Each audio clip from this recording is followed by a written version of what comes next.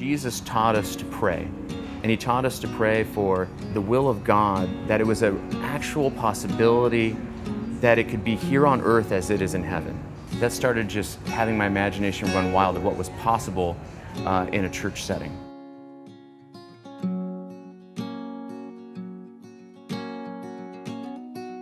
I was in a ministry class, and I remember my professor had us all stand up and go into the back of the room, and he asked us, can your best friend be in the church that you minister in?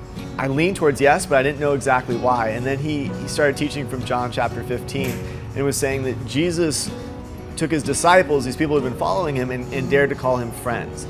That I was exposed to kind of the great cloud of witnesses that have gone before us, and the history of the church and how rich and beautiful it is, and that we've inherited this faith that now we have this gift and opportunity to pass on to other generations and other people. One thing led to another in meeting and asking the manager, and the doors opened, and we thought it was almost a silly idea to think about meeting at a pizza restaurant, but it's just grown into this beautiful relationship.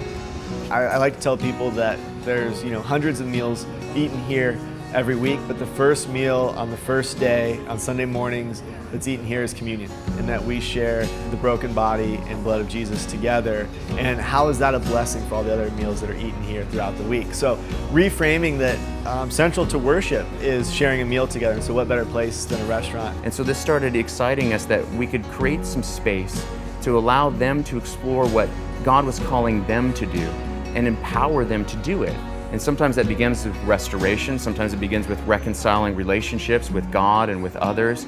But the idea is getting to the point that we could tangibly leak out of the walls of the church and affect our neighboring city and who we are. It's been quite a journey of establishing those rhythms and those patterns of just worshiping together as a people at a pizza restaurant, and with the noises and the hub of the fan in the background and the prep going on, and knowing that you have people just listening in on God's people worshiping. It's a beautiful thing.